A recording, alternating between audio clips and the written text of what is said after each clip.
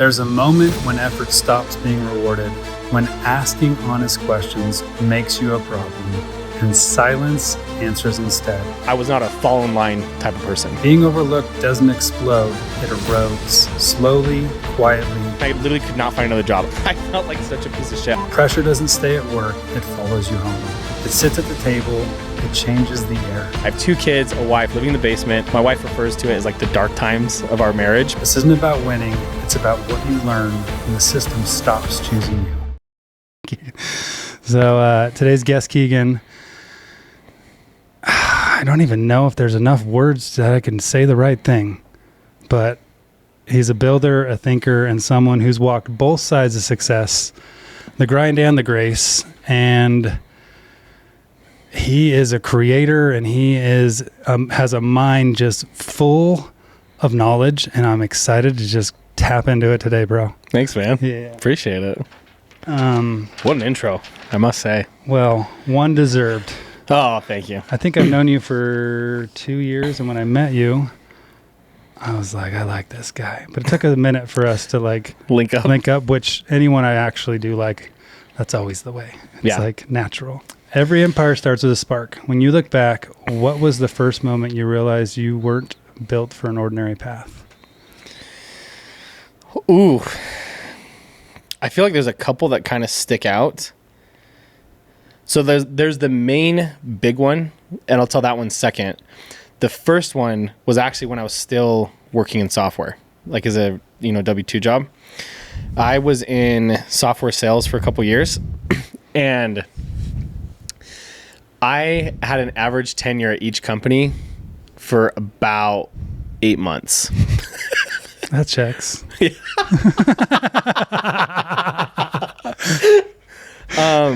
What would happen from my perspective, and this could be, there's 10 sides to every story, but I'll throw this on the podcast too. I asked Jared if I could take my shoes off because I felt more comfortable. Yeah, and I was like, me too. Hell yeah.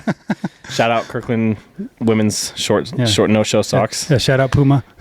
Puma, I don't know sponsor if this we should- podcast, please. Kirkland, please, Jesus Christ. I post your guys' stuff all the time. I am a Costco fanatic. I'm there all the time.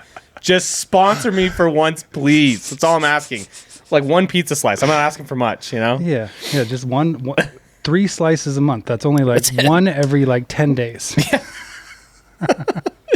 No, but where it kind of first started is I was working at a company, and I had been in like a closing position before at a different software company. And, I can say this, it was Lucid Chart. And when I went to start there, they're like, oh, we don't hire any outside account executives. And I had an offer at a different company that would put me on as an account executive. But Lucid Chart at the time, this was 7-8 years ago, they were big up and coming. They were kind of like all over the news as the Google of Utah. Mm-hmm. And so for me, I was like, oh, this would be great on a resume. I'll take the step back. And they told me, they're like, most of our SDRs, BDRs, they graduate pretty quickly. Like some people are as soon as 3 to 6 months. And I said, okay, I'll do this, but I need to have like a clear communication, defined path of like what that looks like. Like, yeah, if you crush your number every month, you'll be promoted. Month 1, crushed it. Month 2, crushed it. Month 3, crushed it. And every weekly one-on-one, the theme of the one-on-ones with my manager was, what else can I be doing to get to move up? Like, this is important to me. And it was constantly, yeah, when a seat opens, we'll let you know, yada, yada, whatever. And so I just kept trusting, and nothing was happening. And the other thing that kind of pissed me off is they had hired some outside AEs after I started. And they were nice people.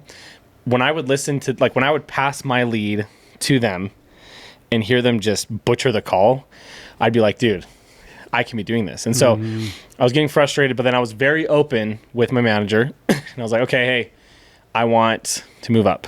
And then when it wasn't happening, this is like around month 6 or 7, I was like, hey, I've been starting to get people reaching out on LinkedIn or whatever from other companies asking to interview. I haven't taken any interviews, but just letting you know, like, this is still very important to me. Yeah, we'll let you know. Jeez. Then they rolled out this new thing called Lucid Chart for Sales. And it was, at the time, Lucid Chart was just like diagramming and process flows for engineers, stuff like that. But then they're like, hey, if we can use this to help our team understand the structure of a business, we can help with their sales process. I went ham on that. And I was like the lead SDR that was helping take these calls, do these discoveries, figure these things out. And then, so anyway, the interview stuff came up, nothing happened. Then I just was like, fuck it, I'm just gonna start interviewing then. Found a company that was willing to pay me more. And I let them know, I was like, hey, I've been interviewing with this company. They want to hire me as an AE. Can I be promoted? We don't have a spot right now. And then I get an offer eventually from the company. And I say, hey, I have an offer. Can we promote me? Jeez. We don't have a spot. We don't have a spot. So then I finally, this is the next week in my one-on-one, I said, hey, I have an offer from this job. I let you know about it already. I'm going to take it. This is my 2 weeks. My manager flipped out. It was this huge ordeal. He was like, stay right here. He literally left the one-on-one, went and got the VP. And then he like pulled me in, and they both pulled me in another meeting. And they were like, what do we got to do to get you to stay? And so there was like AE1, AE2. And at this point, I'm already gone. And I was like, yeah, if you guys want me to stay, put me in the RSM position. They're like, well, we can't do that. And I was like, well, I've enjoyed my time here. Thank you. The cool part for me is when I left, the VP sat me down in a separate meeting and he was like, hey, don't worry about working 2 weeks. Take the 2 weeks off. We'll pay you out. Enjoy your time and just get ready for your next job. He's like, and just do me one favor. Just make us proud. Like, and I get chills every time I talk about this because that completely shifted my experience. Because at the point I was upset with Lucid. Peter Chun, if you watch this, shout out to you. He's still around. He's still at Lucid. He's doing great. But he was just like, you know, make people think that anybody that comes from Lucid is just an absolute unit. Go to the next company. Similar thing, except for I was at like the AE1 position or whatever. There was a guy in the company who was in like the mid-market. He was new, and they would fly me to territory with him to go help close some of these really big deals. And the biggest one I did was Snoqualmie Ski Resort. And that's like the equivalent of like Brighton here. Mm-hmm. And in the process of, well, around this time, this other guy ended up quitting, and he referred me to the VP there and said, hey, don't hire anybody outside. This guy Keegan really knows what he's doing. Part of that is while I was at the company, so this is after Lucid Peak Pro is the name of the company. What do they do? It's like a travel software, so you can book experiences, kind of like Airbnb experiences. It was before Airbnb experiences was just because it was right around the time that became a thing. And so their average for a new AE training week program, or it was like a 12-week thing. I did mine in 5 when I first got there. And then while I was there on my own time, I create a whole training platform with like YouTube videos, like how to with the software. Cause the biggest thing I noticed when I was at the company, most AEs didn't actually know how the software worked. So I was like, oh, if you learn how this works and if you understand business, you can actually close more deals because you're talking like a business owner to another business owner. Built this whole thing out. The CEO is awesome. She reached out to me and was like, hey, I just saw this thing. This is phenomenal. Thank you so much. So this is kind of like, not a cocky way, I kind of had a reputation at the company. This other guy quits. He refers me to the position. I don't know what it was. The VP maybe didn't like me. I don't know. But he just kept telling me, yeah, you know, I'm not going to, we haven't filled this other position for Seattle yet. That was the territory. But if we do, and this was his words, he's like, I'm supposed to hire somebody from within. And the way he said it was like this, I have to, because he was pulling people from outside. I'm on my like 4th trip to Seattle. I'm onboarding this resort. And I get a call from one of my buddies who's there. And he's like, did you know that they just hired a new mid-market AE? And my heart dropped. I'm in Seattle at this meeting. Like I had a break to call him back. And I was like, well, where is it for? He's like, we don't know. I don't know yet. When I get back into town, it's for Seattle. And it was some chick that had like 13 years of experience with customer success, but not sales. So that I was so pissed. And so I had 2 really good friends at the company. Us 3 were the top performers at the time. And when they saw that happen to me, all 3 of us quit on the same day. We scheduled a one-on-one with our manager, moved in, not moved in, all chatted with him. We all quit. Similar thing. They're like, just take the 2 weeks, whatever. My manager there was awesome. Magaji was his name. very good guy, VP, eventually got fired, this whole thing. So those first couple experiences just in software where I started realizing, like, maybe I don't know if software is for me because I keep getting overlooked. And the thing that I feel that I was able to boil it down to is, you know me, I'm very direct, I'm very straight up. And so when processes and things would change at the company, I wouldn't be combative, but I would ask questions and it was simply to understand. It's like, we're doing this way. Why are we doing it this way? Like, help me understand. And people took that as challenging. And so I think with all companies I was at, it was not like, I was not a fall in line type of person. Yeah. So left that company, went to the next one, did really well there. And then I got laid off in 2020 with like everybody else. I think they're based in San Francisco. This is the third company. We had like 20 or 30 salespeople. And then in the Lehigh branch, there was maybe almost 100 people that were there. Everybody except 9 got laid off. And at that time, I was living in my aunt's basement. We just sold a house. We were building another home. So now I'm unemployed. I just found out a whole bunch of like family drama shit. All of it just caved in at one moment. And then nobody was hiring, or they just weren't hiring me at the time. And I literally could not find another job. I felt like such a piece of shit, like a loser. I have 2 kids, a wife, living in the basement. My wife refers to it as like the dark times of our marriage because I had a very dark energy. I was mad all the time. I was snappy. How long was that for? That was like from March-ish of 2020 until about July. From January of that year, I started working on my real estate license. I finished the courses, but when it came time to take the test, that was right when I got laid off. All the testing centers were closed. Aww. So I couldn't even practice real estate, even though I'd done everything other than the test. Eventually got my license, went to a home builder here in Utah. And this was like the big moment for me where I realized, I think that there's more that I can do that I never realized before. Because my first year, I put 75 homes under contract. What? Yeah, it was nuts. It was awesome. What is like a normal first year?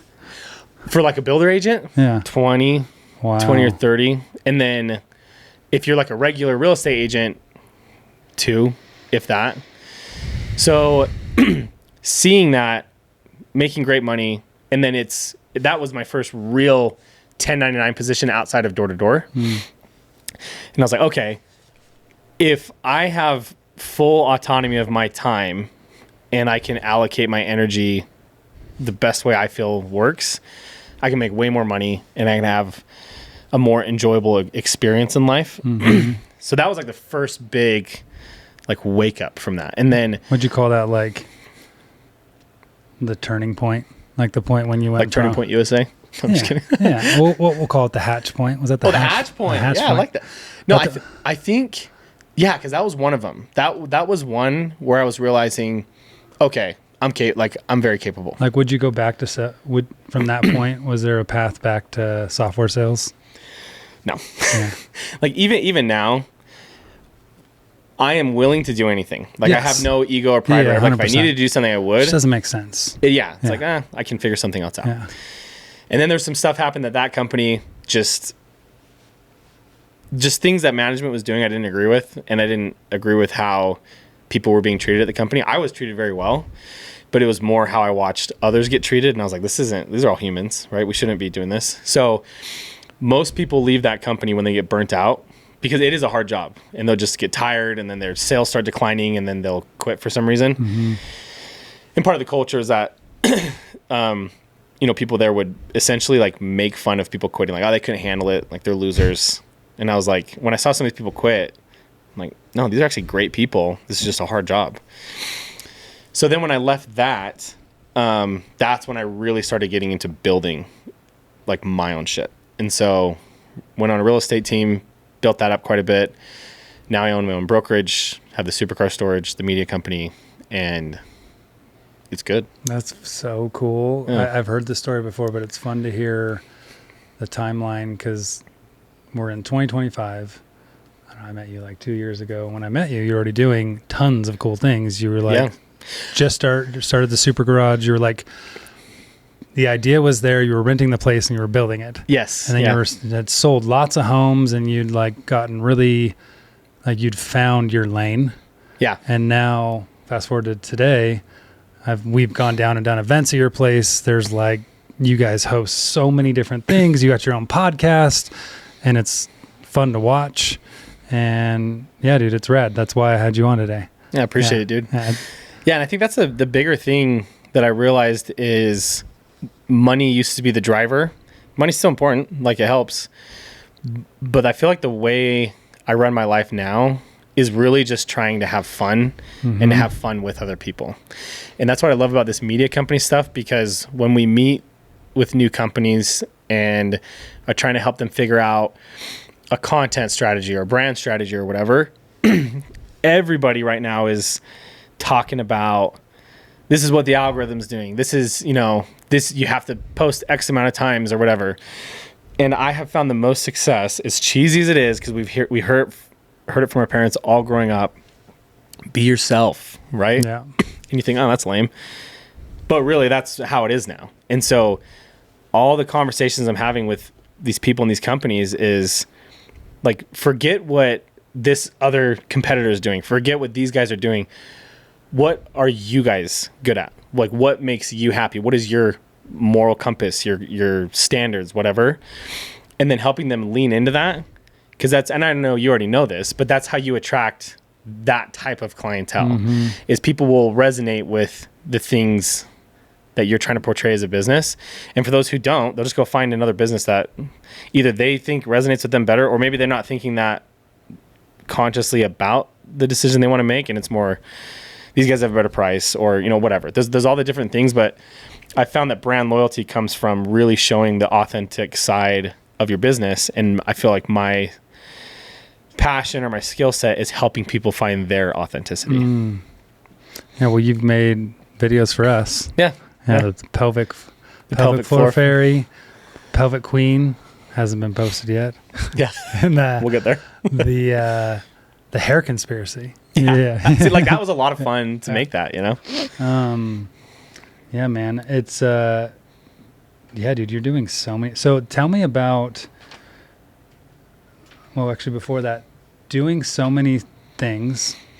What has been your experience over the past 3 years, 2 years of, because as entrepreneurs, a lot of us were doing a thing and then we're like, we should build this too. And we should build this too. And I'm not even saying it's bad, sure, especially if there's overlap, but what have you learned over the past 3 years of how you manage that? Like to stay focused, basically. Yeah.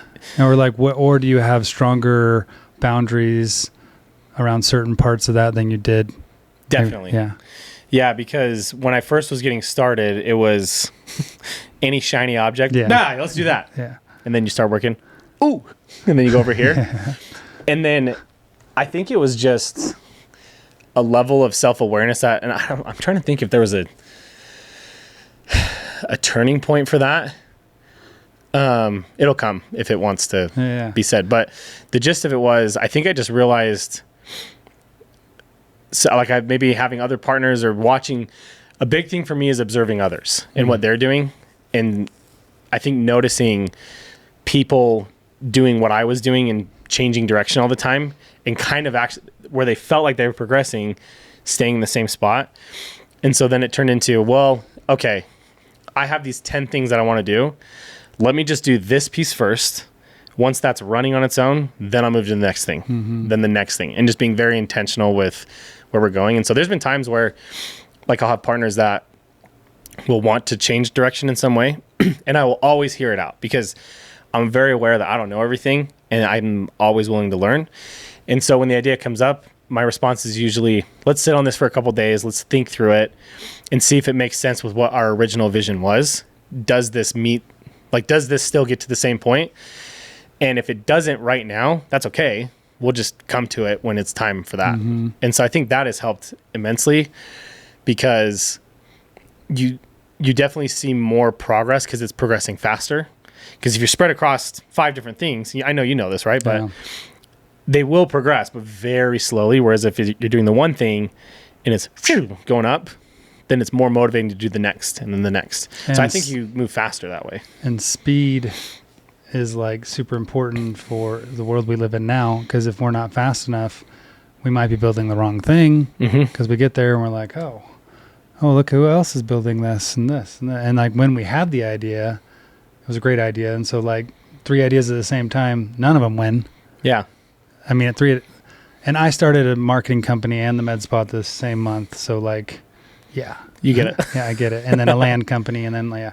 But what I also feel like for entrepreneurs, and I wonder what your thoughts are on this, is like there's a ceiling of knowledge and experience. And so sometimes when I bang up against that ceiling, it's a lot easier for me to go work on something else than take a break to become what I need to become to make what it is to even be able to get to that space where it's like the next stage of scaling, and like we're banging up. So sometimes that's been like jumping the other thing, but I think this is a common thread with entrepreneurs. Well, and the thought came back in of like, where did that change of being more focused? And it goes right along with your example of hitting the ceiling.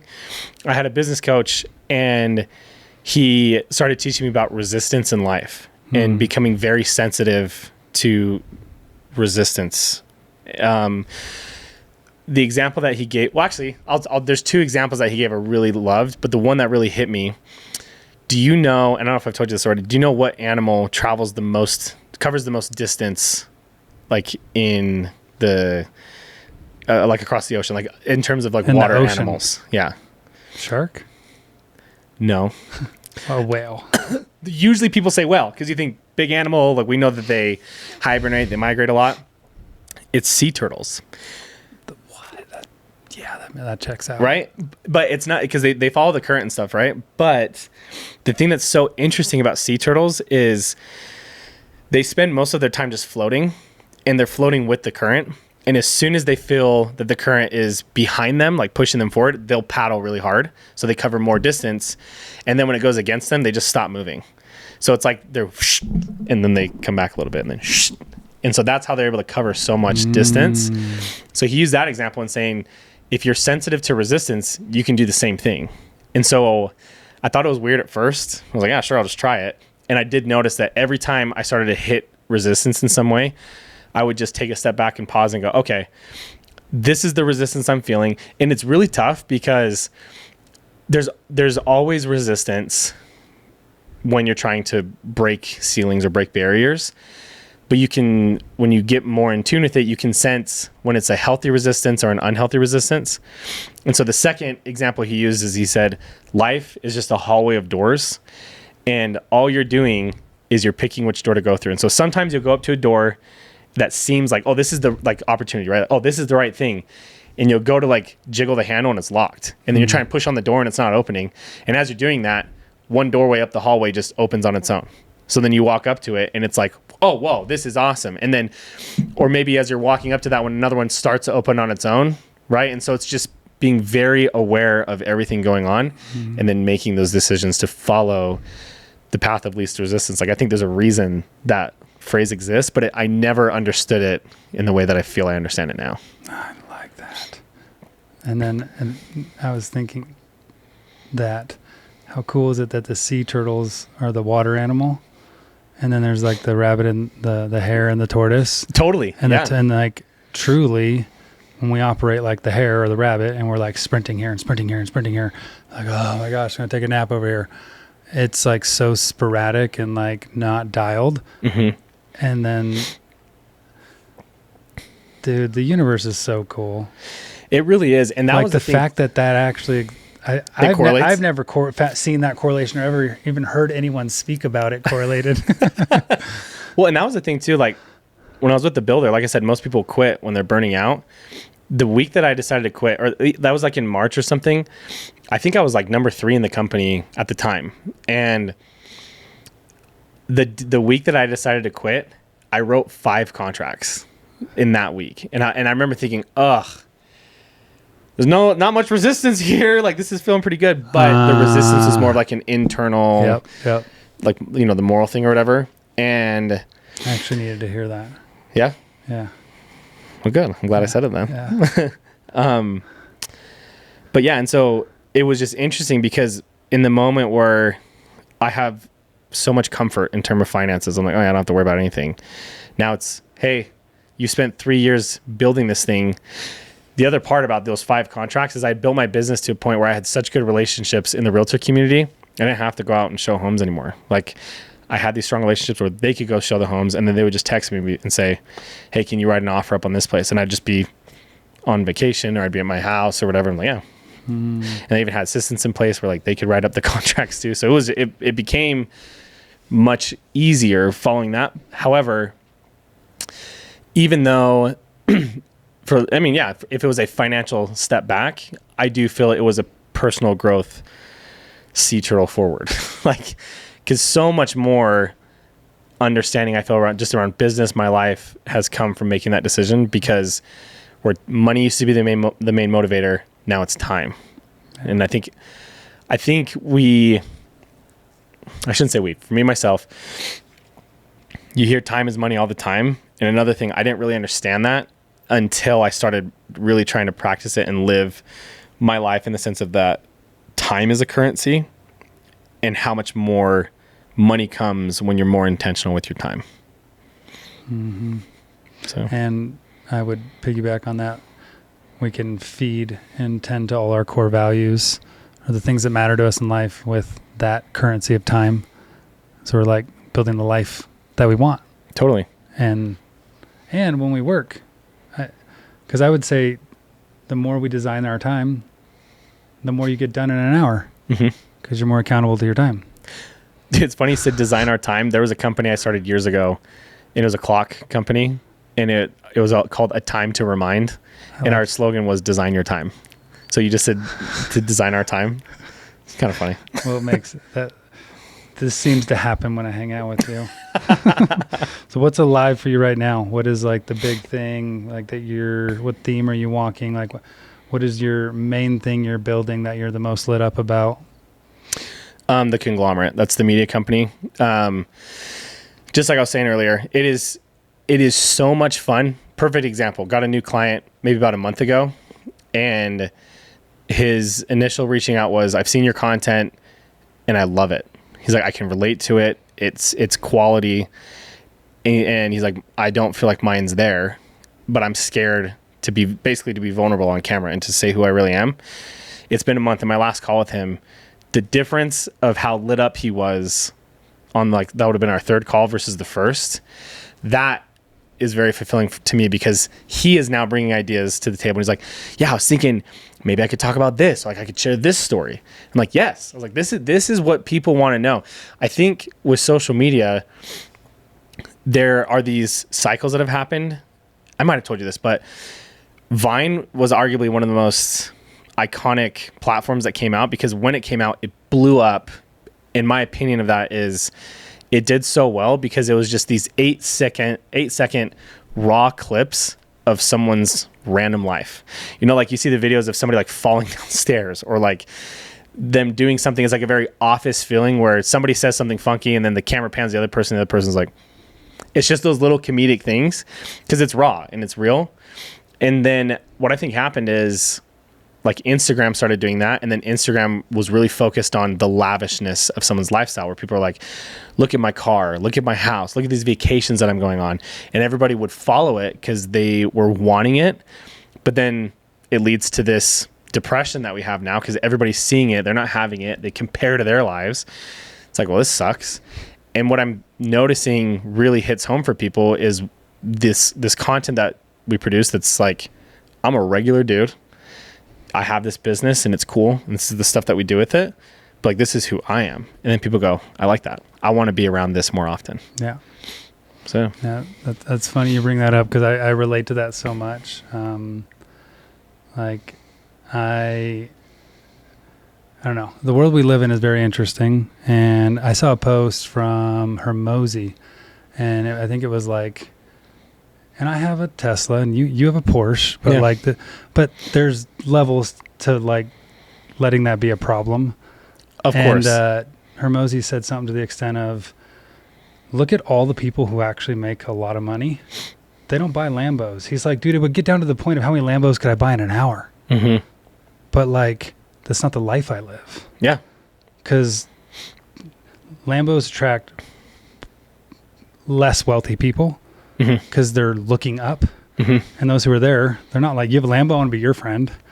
It doesn't mean you can't have nice things. It just changes the contextual perception of why you would have nice things. Like, hence why I rented a McLaren and made content. And I think we have a post that's talking about that. Of course, we don't own this. I got some people who are like, drive that to my house. I'm like, I don't own it. I can't drive it to your house. I go rent it again. Yeah, I go rent it again. Well, and it's funny talking about that too, because like even the 911 for me, I've had 2 of them. Yeah. I love them. I love them. They're great cars. And every time I get in mine, it was like a treat yourself type thing for myself. And in recent weeks, it started to come up for me. I'm like, you know what? This is an awesome car. I don't need it. Like it's been a lot of fun, but it's an expensive car to have. And it's turned into, this has served me for a time and I'm grateful that I've had it, but maybe it's time for something else. And maybe it's a different car. Maybe it's putting that money into something, other business, some investment. I don't know. But I do feel that piece where you're saying the Lambo, looking up, whatever, the people that I've been able to interact with more and more that, you know, are your top 1% echelon or whatever, literally none of them care. And I have come to notice. None of them cared. And they might have one too, but they don't care. They might have multiple. Yes. They might have 10, but that's not the defining factor of why we would hang out. Dude, exactly. You know what? So this is another funny thing too. Like, so I have a group of friends that they do very well for themselves, and they're going to New York just before Christmas, and they invited my wife and I to go. I pulled up flights. I was like, Jesus Christ. Like, it's around Christmas. You have the less flights happening now because of the government shut down. And so I just told them straight up, I was like, hey, I can't afford this. Like, this is going to be too much money for my wife and I to go. Thank you for the invite. We're going to have to pass. And I think even just the willingness to just be that real, because I think a lot of times, like an older version of me would have maybe thrown it on a credit card and just tried to make it work because it's like, oh, I want to seem cool or whatever. But now it's just, no, like I already know these guys are my friends. I know that they are very authentic people as well. And I know you know this. You don't always see that with people who make a lot of money, but I do feel that most think and operate that way. And based off of my observations, I've seen that when someone has more material things, people will act differently, or they'll act in a way that they think those people want them to act to become friends. But when they are just looking for genuine human connection, and when you can give that, they don't care. And that has then stemmed down to, I think everybody operates the same way, but not many are aware of it. But it's cool because this New York trip, one of my buddies, this is like the 4th time he's bugged me about it. Like, dude, come on, like you got to come to New York. And he's like, sent me this long text. He's like, I don't want to force you into anything, but I promise you life is about experiences. And if you can make this work, like I know it will be a good time. He's like, but I don't want to make you feel pressured. I just want you to know I really want you to come on this trip with me. And it's cool being able to have those types of relationships where it's an honest conversation, but there's a level of empathy and understanding on both sides. But yeah, he texted me again yesterday night, and I was like, you know what, fuck it. I'll just look up flights this morning. For some reason, so the initial flights were $1,800. They were $600 today. So I booked them. I was like, yeah, we'll be there. And then I was like, where are you guys staying? I don't remember the name of the hotel, but it was like $4,000 a night. And I was like, I'm going to find another hotel down the road and we'll just come hang out with you guys. But it's just cool because their response was just, they were so excited that we were, coming, and they didn't care how we're getting there, where we're staying. It was just more, we're excited to spend time with you. Yeah. So when I hear you talk about that, where my head goes is there's just stages. Yeah. And there's not a correct place to arrive to. Everyone's different. We all have different values. I think most entrepreneurs are driven to like, let's see how high we can go. Mm-hmm. But I feel like, and I have several levels to still learn about. But Same. As I'm been moving through life, I realize that just like you said, it's nothing. It really turns into not being about the money. The money in the world we live in currently, which may shift. Yeah. Like monetization looks like it's going to change, but currently money, the US dollar or things that convert into that are how we make things work, and we can make things work faster. But I can attest this, and I've heard you talk about it. The things honestly start to not mean anything. They're just fun. And like almost like they're just there, and like like it's whatever. And it's about time, and it's about being able to build something that we don't have to keep doing the same lame shit we were doing the last 3 years, and it can be different and better. Yep.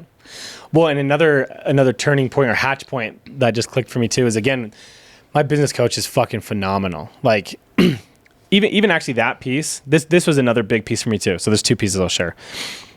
When I was like thinking about finding a coach, I had no idea how to do it. I asked around and people kind of had some ideas.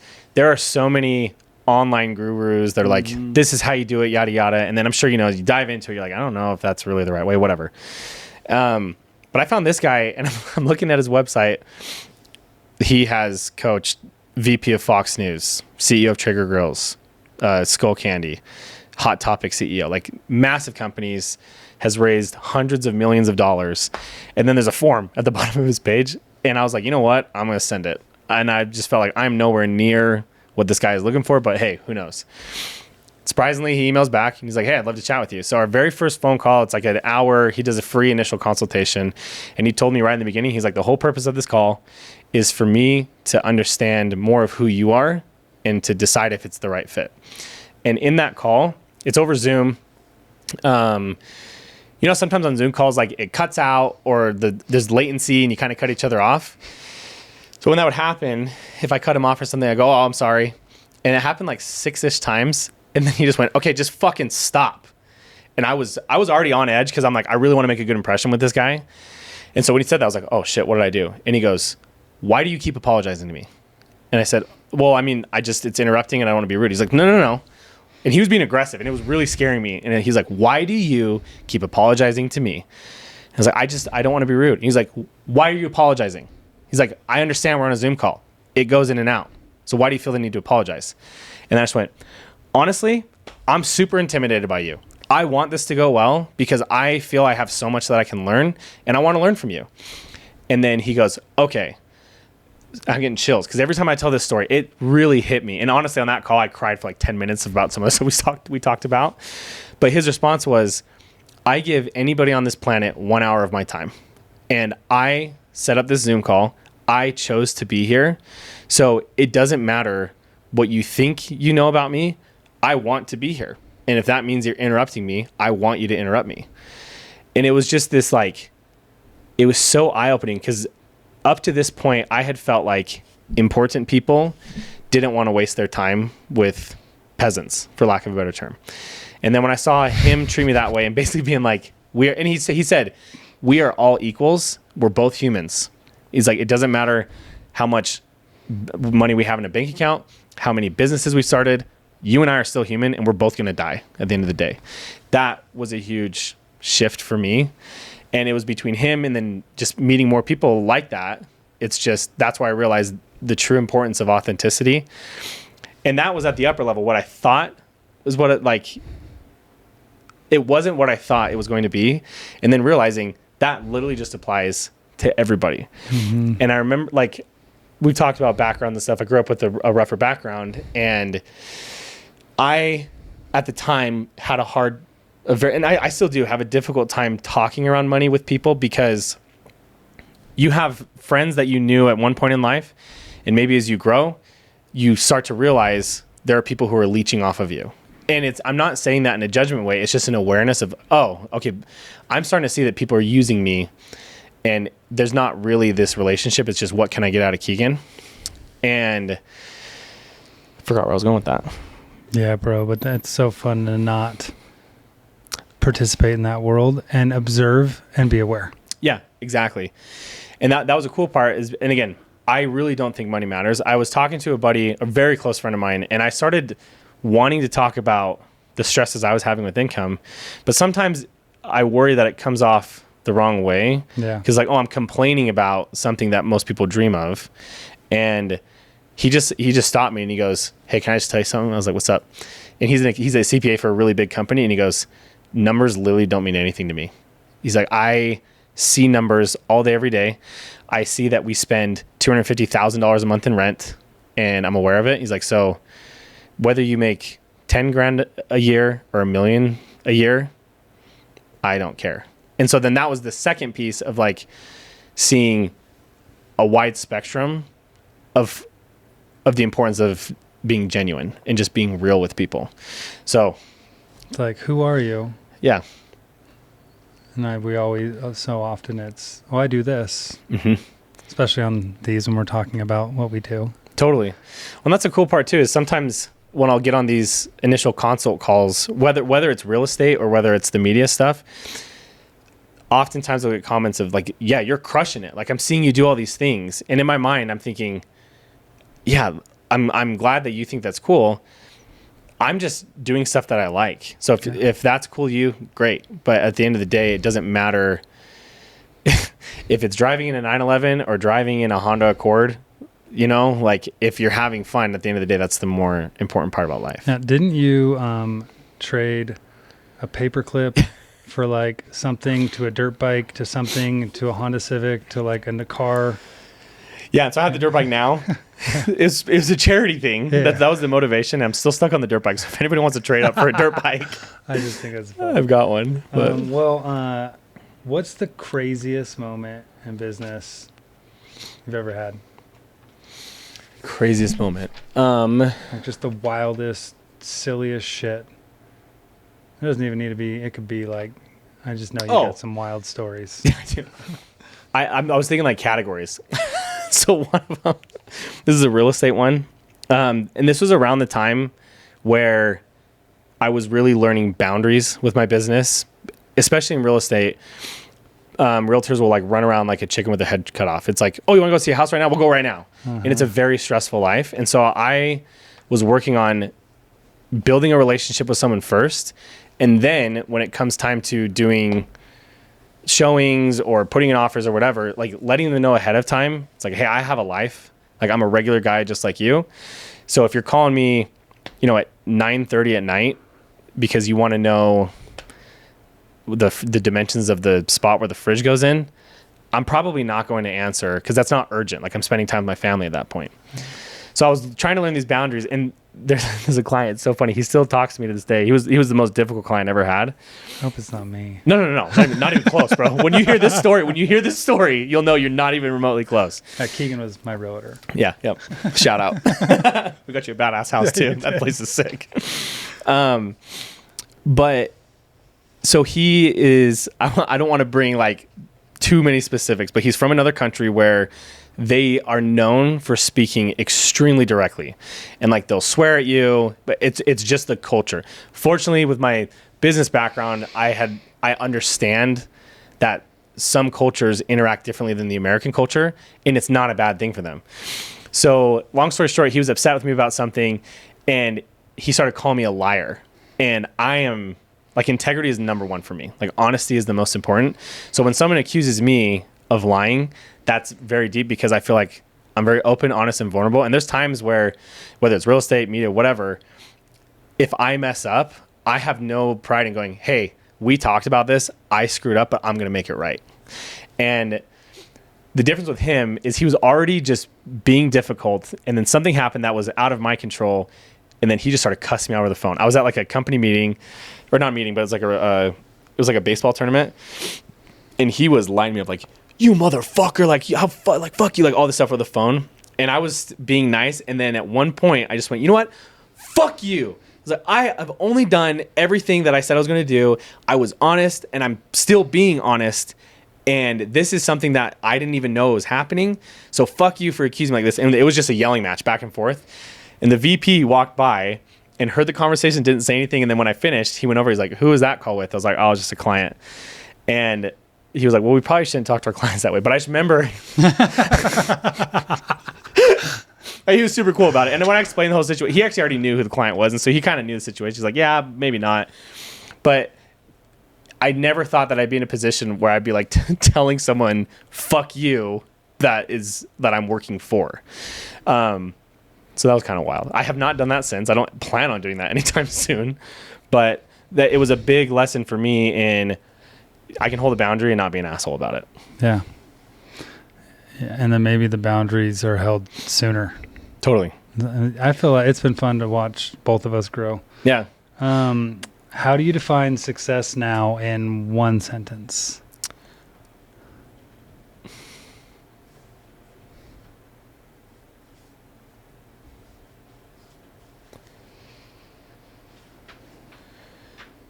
I believe that success is how you make others feel when they're with or not with you. And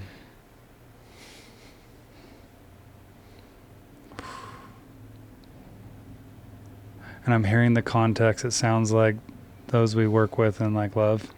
Totally. Yeah. Because not like, what do you think about me? More like, what's the impact I left on you? Yeah. Well, like, or both. No, well, both, because I am constantly asking, I mean, with you, right? I'm like, please always give feedback, because I've come to learn when I'm focused on staying present with the person who's in front of me and really hearing them and like seeing them, anything can be resolved. And anything can go well. And so, and not to be cheesy, but even when I'm helping you look for a place, when we're looking at houses or whatever, I am aware that I'm going to be making money off of this, but I'm literally not thinking about the dollars that I'm going to be making. It's more of, what does Jared need? And am I doing everything I can to fulfill that? Because I know that if I do, you'll have a good experience. And if you have a good experience and you feel like referring it out or whatever, then that helps me grow too. But I've thought about, if I go back and talk to my younger self, he'd be like, you're fucking crazy. Like, you have to think about how much money you're making. Like, but now it's like, no, like things work out. And if I am just really trying hard to just be there within my own boundaries and my own limits of like a respectful but loving boundary, things just go way better. Yeah, well, the boundaries actually make it even better too. It's true. Yeah. Just a level of respect on both sides. Yeah. Yeah. It's it feels like a lot of the world, maybe it's just who we hang out with or I hang out with, but it feels like a lot of the world is growing up and remembering how to be a kid. Well, and even on that note too, you're an example of this as well. When I tell stories about how clients for me now will text and say, they'll text me like at 5:15. Hey, I know it's after 5. I'm so sorry. Like, this is like with realtor stuff. And realtors are known, again, for just going all day, every day. So sorry to bug you. Do you have an answer to this question? And you did that at times when we were looking at stuff.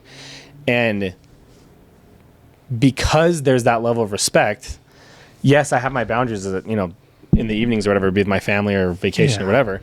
But because I know that they see me and I see them, of course I'm going to help out. Yeah. So it's just finding the common ground first. I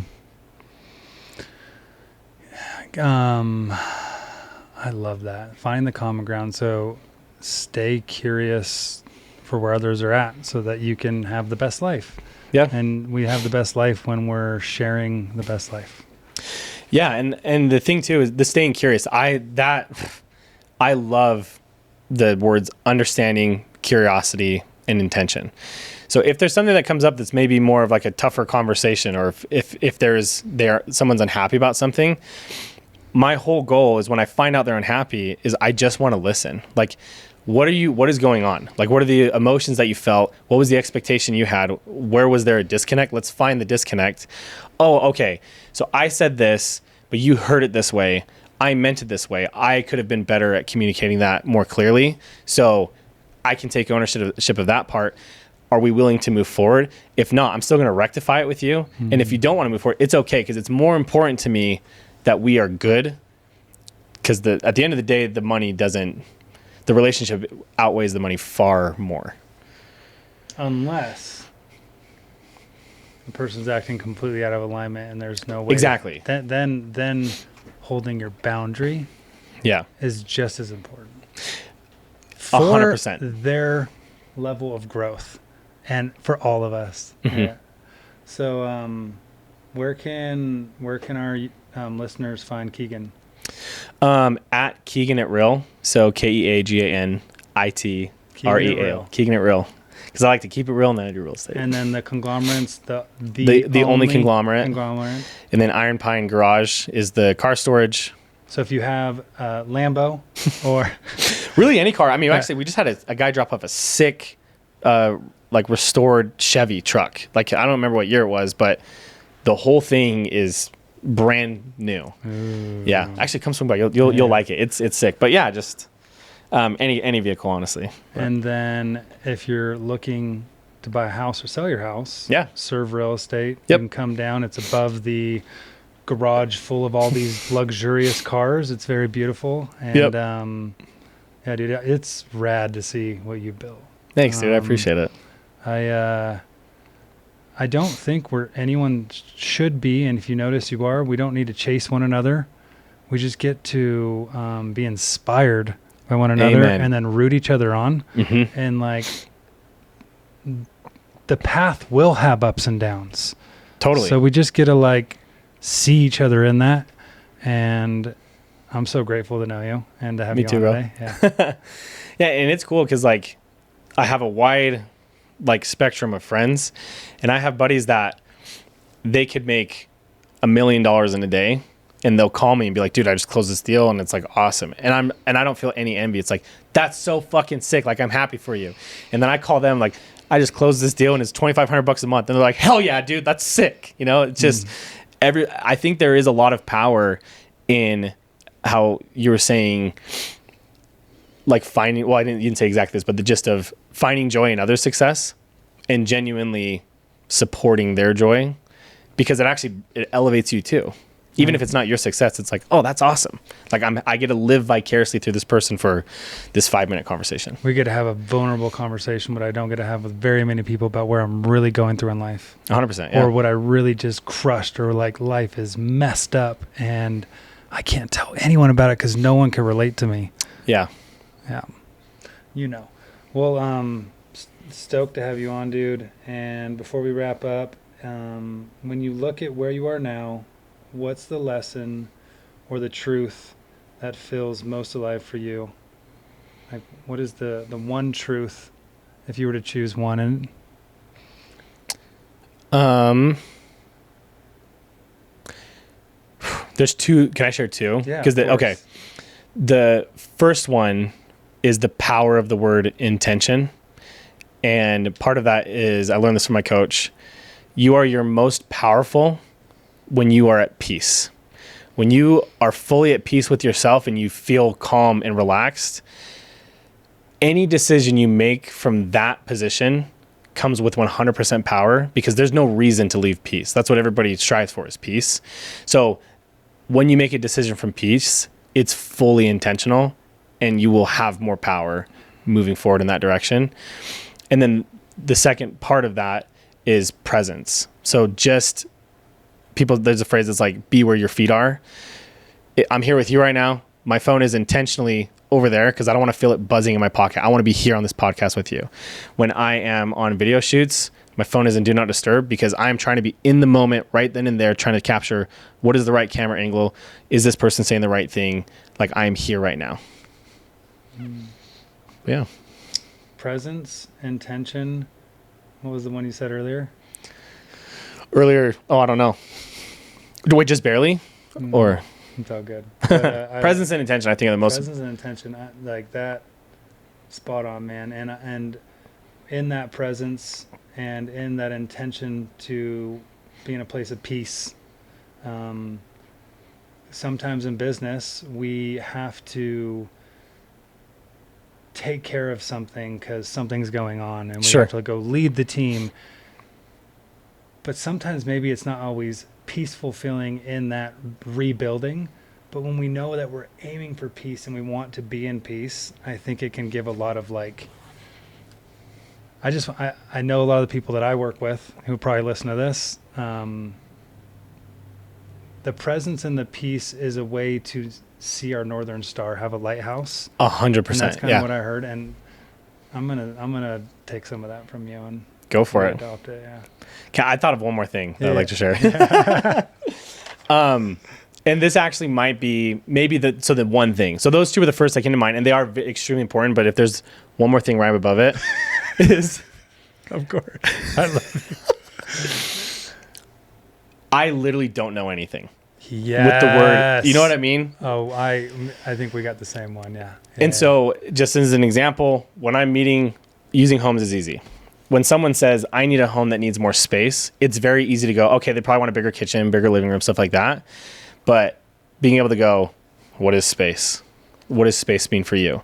Because I have one client, it's like, I want more space. And that means that they want 3 bedrooms instead of 2. Mm-hmm. And I have another client who's like, I want more space. And that means 12 bedrooms instead of 11. Yeah. And so by taking a standpoint of like, anything you think you know, you could be wrong. And being open to the possibility of being wrong to better understand who you're sitting across from. Yeah. I'm going to add one of the words for the dictionary after this, or statements. 2 things are usually always right. Yeah. It's like I love 2 that. different things are almost always right. Because perception's a hell of a thing. Perception is reality. Yeah. I like that, dude. Well, thanks for being on today. And look for Keegan on Keegan It Real. And all my other businesses are like in my bio and stuff too. Yeah. So, yeah. So until next time, thanks for watching The Hatch Point. Thanks for having me. Cool.